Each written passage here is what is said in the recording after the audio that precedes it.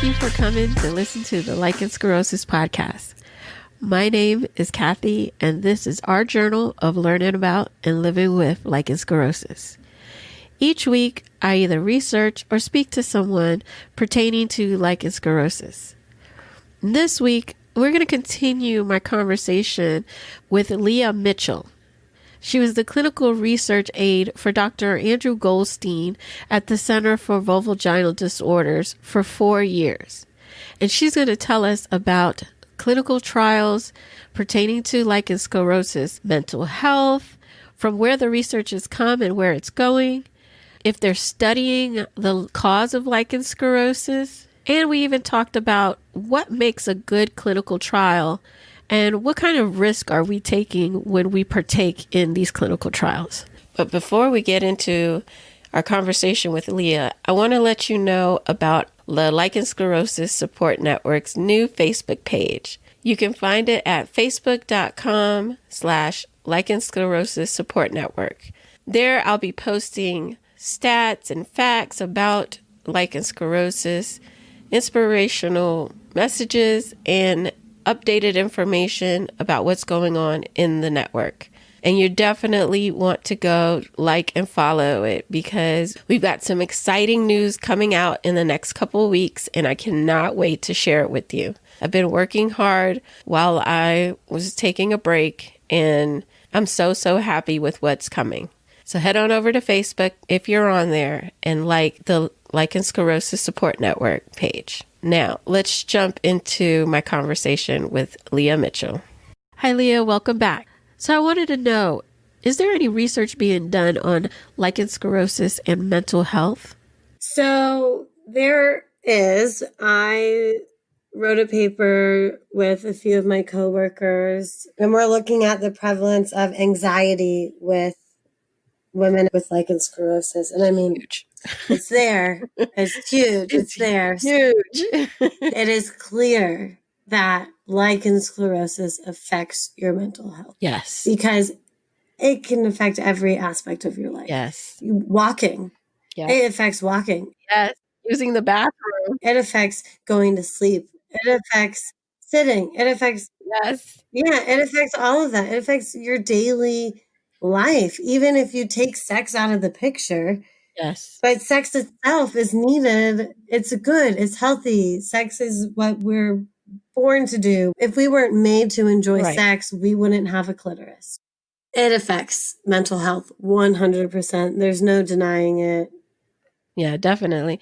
That was one of the things I mentioned to Dr. Eden in my last interview, was that I feel like doctors or clinicians, whoever diagnoses you with your lichen sclerosis, that it should be mandated that they have to give you a referral to a therapist or a psychologist or someone that treats people with chronic illnesses to speak to let you know that, okay, this is going to change you in this way. But if you're mindful of it and you're looking out for it, then we can stop that, or we can at least come up with ways for you to deal with it so that you don't go down that cycle of mental health, of anxiety and low self-esteem and fear and all the things that come with it. If we're made aware of it beforehand, then it doesn't sneak up on us. And it's not like me 2 years after my diagnosis, waking up to the fact that, hey, I've got issues and I've got to deal with these issues now. And they all stem to the fact that I was diagnosed with lichen sclerosis. Yes, I agree. I think it's very important to talk to your provider about that as well. They're few and far between, but there are some sex therapists out there that are very aware of lichen sclerosis and they understand the toll it takes. It's just, how do you find them is the issue at hand, because again, it's the awareness needs to be brought about. And then if we bring about the awareness, then these psychiatrists, these psychologists can become aware of it. They can learn about it. And then they can become experts in dealing with women with lichen sclerosis issues. So that's part of the big picture of awareness. That's why it's so, so, so, so important. So important. Yes. It all starts with awareness. And then more people that are aware, the more people talk about it. And then providers realize how much Yes. we need to know about it. How has research changed over the last 4 years? I've really seen the studies move from these topical treatments to these injections to lasers. So it seems like we're trying to just find what works best. And as of right now, the gold standard is the topical high potent corticosteroids like clobetasol. But we are working further. Right now, the hot spot is the CO2 fractional laser. I've seen other lasers on clinicaltrials.gov that they're trying to use. They've tried mesenchymal stem cells in the past. We're looking for information and treatments that will help on a multitude of levels for lichen sclerosis because we don't know exactly what the inflammatory pathway is. So if you had to guess, what do you think we're going to be studying as far as lichen sclerosis in the next 5-10 years? I definitely think HIFU, which is the high intensity ultrasound, is going to come up. Mm-hmm. I think that'll be the next thing after the Mona Lisa laser. And then continuous clinical research, meaning within the practice. So looking at your patient population and having questionnaires and looking at the relationship between demographics and symptoms and past treatments and symptoms. I think that's definitely important. But a lot of providers don't do database studies like that, which is, it's not hard. It just takes a lot of time to do it. And you need to do it early in your setup. So let's say, like when I start practicing, I will definitely want to set up some sort of system where I can gather all this information and it can just constantly be updating with when my patients come in.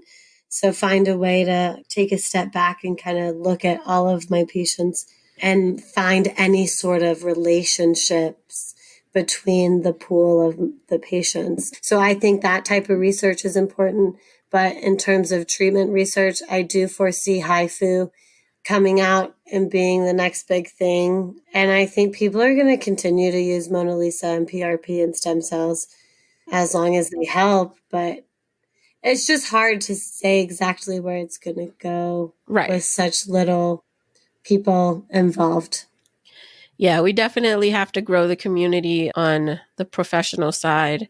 We need more researchers. We need more doctors that are paying attention. We need better care on that side. And with better awareness comes better care. Yes, exactly. I agree. I mean, I think it's getting there slowly but surely. There's definitely more research than 4 years ago when I first started working at the CVVD. If I were to search lichen sclerosis on clinicaltrials.gov, there were few and far between that would pop up, maybe 4 or 5. And then today, when I popped in the search, there were 24 that came up. There is definitely progress and there's definitely more awareness of this disease, even just within the past 4 years. And I can't imagine what progression Dr. Andrew Goldstein's seen. And he started doing this, I want to say it's been about 20 years now. So I'm sure he's seen a huge progression in the awareness of lichen sclerosis. So it's definitely continuing to grow and it will continue. I know everyone would like for it to happen a lot quicker, but it takes time for clinical research, and that's the only downside about. Is there any research into what causes lichen sclerosis, or is it more just on the treatment side? There is research into what causes it, and that is our biomarker study that the CVVD is running jointly with George Washington University. So let's talk about this study. What's the name of it again? The full name of our study is the discovery and validation of biomarkers for lichen sclerosis. So we call it our biomarker study for short. Tell us, how did you do it and what did you find out? So it's an ongoing study right now. We're looking at the biomarkers involved. What that means is the proteins, glycoproteins, and we're looking at genes. The way we're looking at the genes specifically is by getting families. There have been familial studies that indicate a positive family history of lichen sclerosis. There's about 12% of approximately 1,000 women report a first degree female relative with the same condition. Can you talk about the results from the first study? The main results from the first study are actually information on where does it come from. It's still very unclear, but we know from the data there is a very strong correlation with families and an autoimmune disorder. The issue with autoimmune disorders is that we have autoantigens in our body that's saying, oh, this is not myself, even though it really is yourself. So your body is attacking your own cells.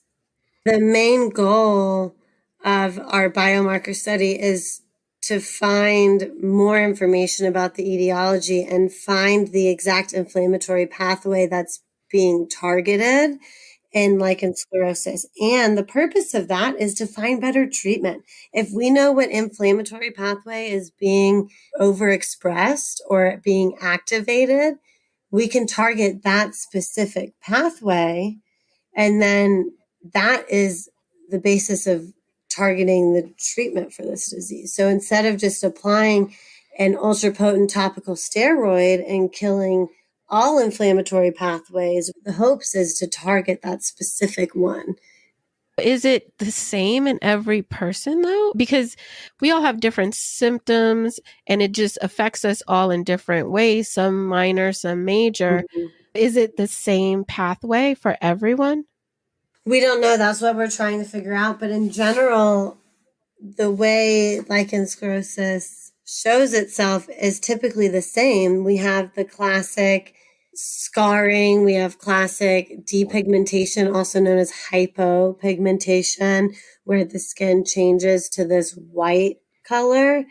There's what they call cigarette-like paper skin, which is the lichenification. It's clear that there is definitely a similar inflammatory pathway based on the clinical presentation.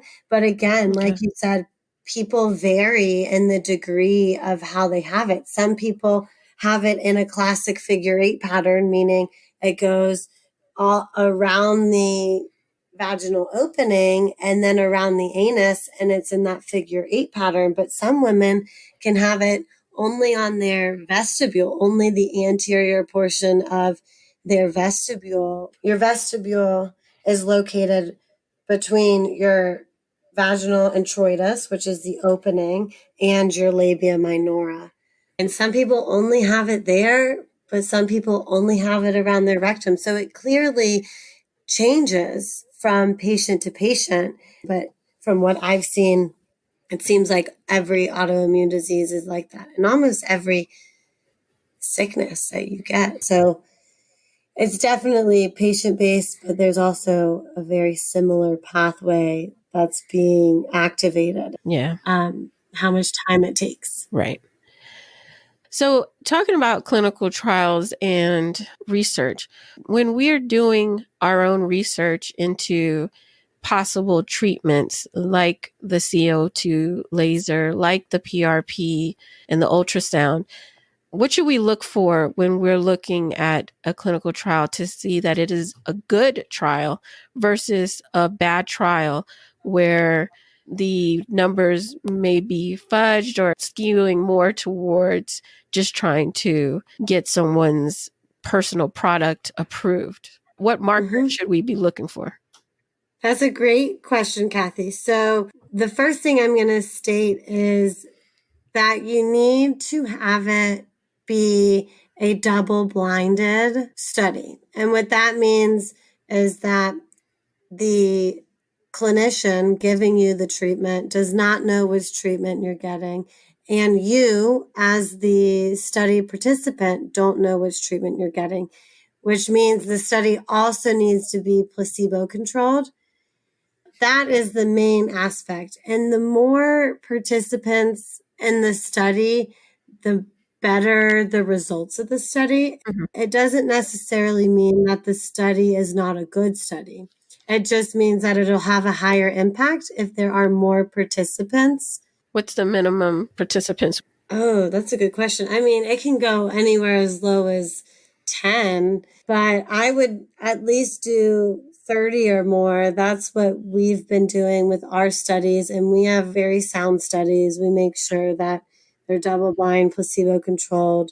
The smaller the study size, the quicker the study will get done.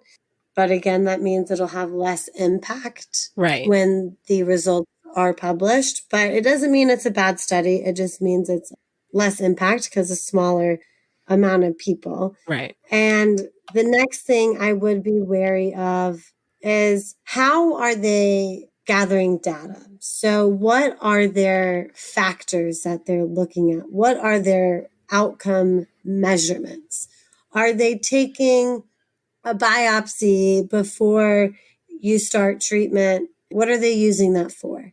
Mhm. What's the purpose of the biopsy? Are they using the biopsy to determine the level of inflammation on a microscopic scale? That would be a good use of the biopsy. Are they doing questionnaires? Are they assessing my symptoms throughout the trial? Are they looking at my symptoms before treatment, during treatment, after treatment? Are they assessing a physician or a clinician scale based off of what it looks like on a clinical presentation scale? Do I have less tearing? Is my skin still fused? All of those lines. Is there more lichenification or scarring?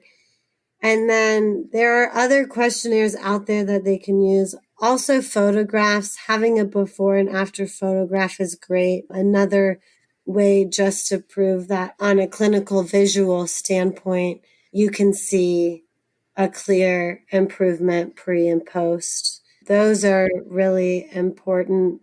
And then the other importance is their inclusion and their exclusion criteria. Who can and can't be involved? The main point I want to make out on this is if they don't exclude people that have been using treatment for lichen sclerosis for at least, I mean, some people do 4 weeks, some people do 4 months before they start the trial, then you should be wary of these results and how they're going to come out, because we really need baseline. We need women that have been off of any sort of treatment, because we don't want someone's prior treatment to affect the outcomes of our study. So that is also a very important. Now, being that you just said that, if you stop your treatment for 4 months, don't you risk the progression of lichen sclerosis? Is that something we should really think about? Yes.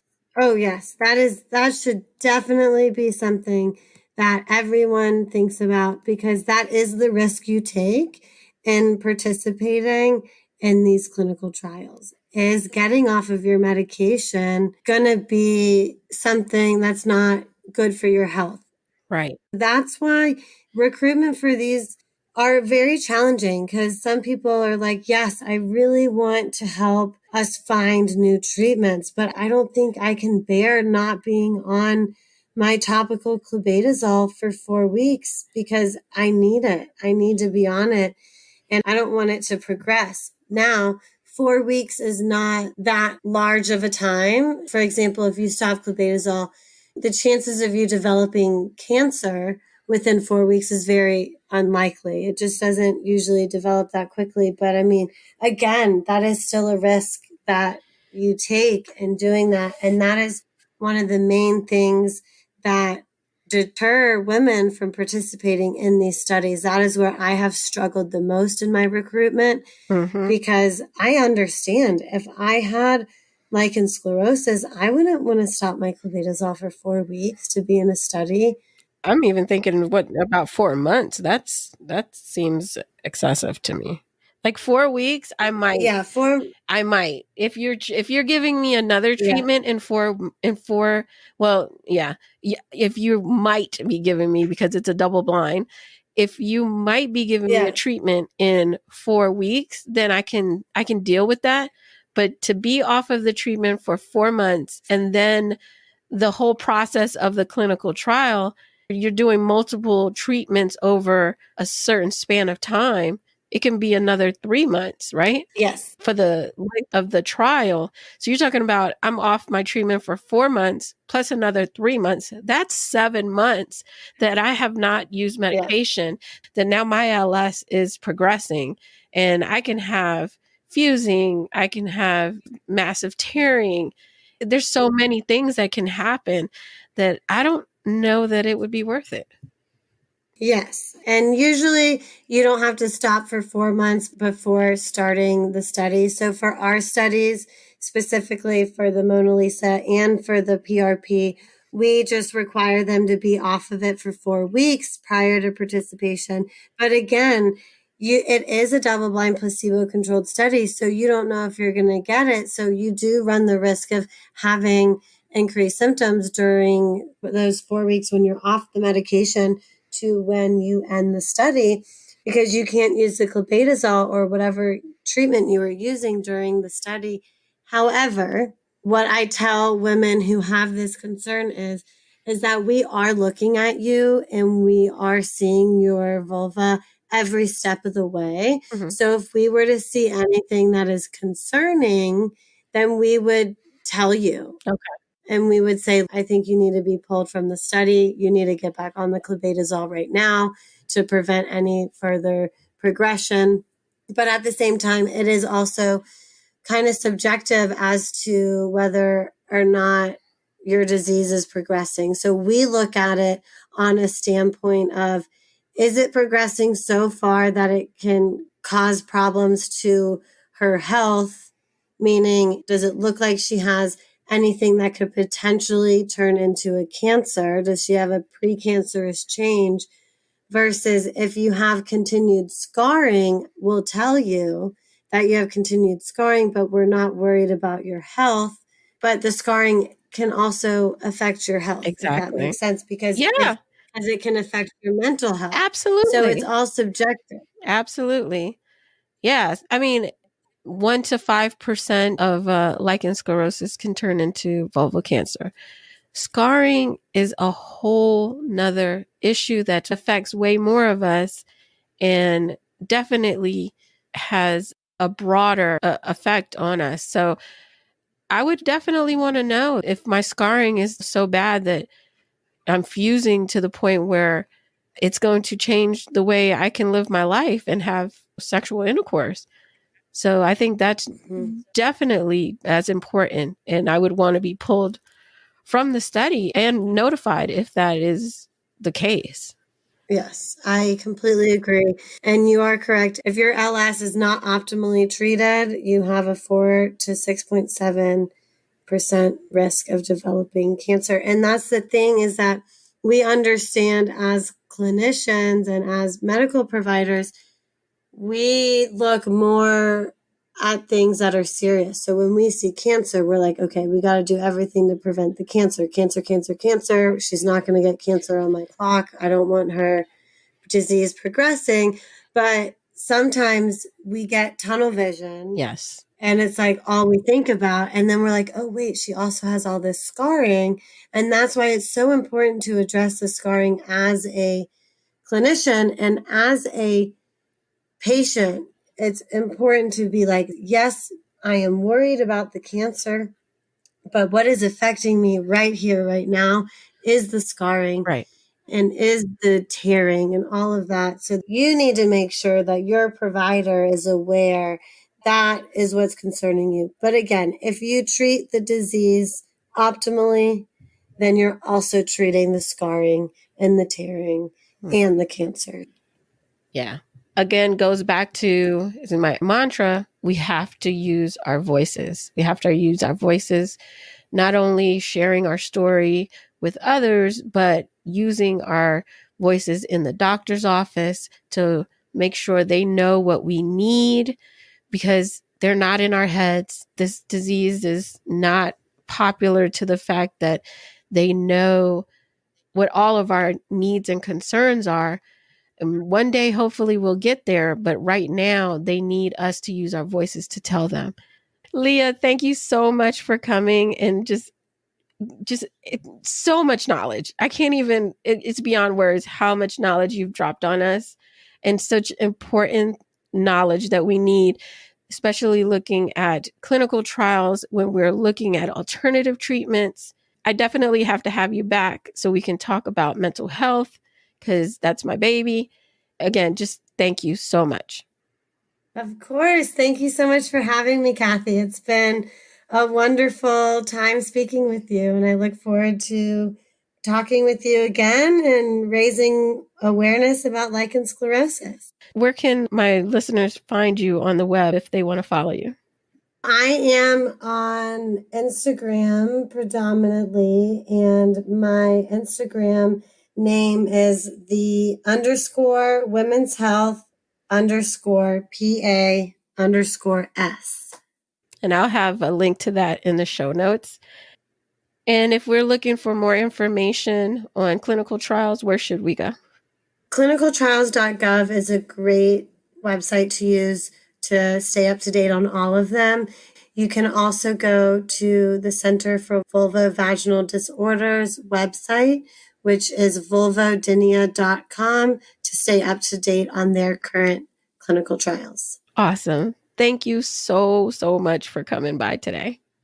Thank you so much, Kathy. It was such a treat to join you. Thank you. Wow, that was such an amazing conversation I had with Leia.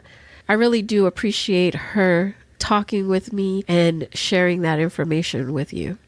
So there you have it. As we all know, and the studies confirm, lichen sclerosis definitely affects our mental health.